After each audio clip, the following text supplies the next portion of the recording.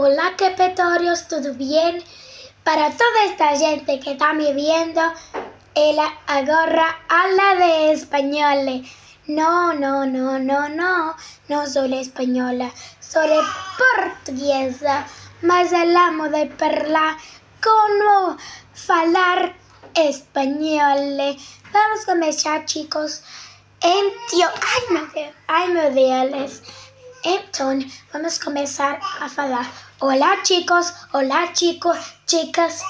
Vamos começar assim. Depois, não sei muito falar espanhol, ok?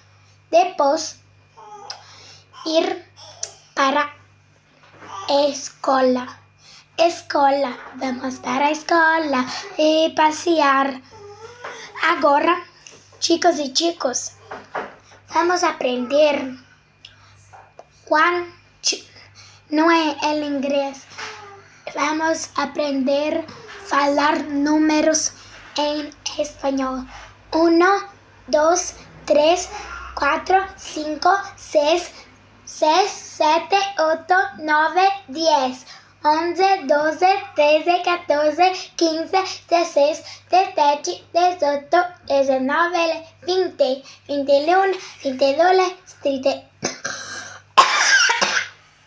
21, 22, 23, 24, 25, 26, 27, 28, 29, 30, 31, 32, 33, 34, 35, 36, assim.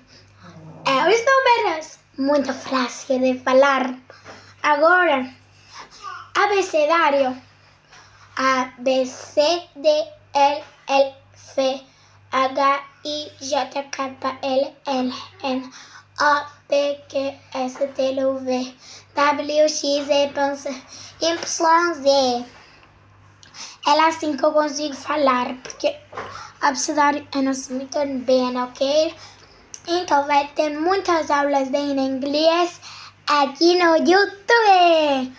Não sei gravar em mãos assim. Vamos aprender depois inglês, depois francês e depois brasileiro e português. Tchau, chicos e chicas.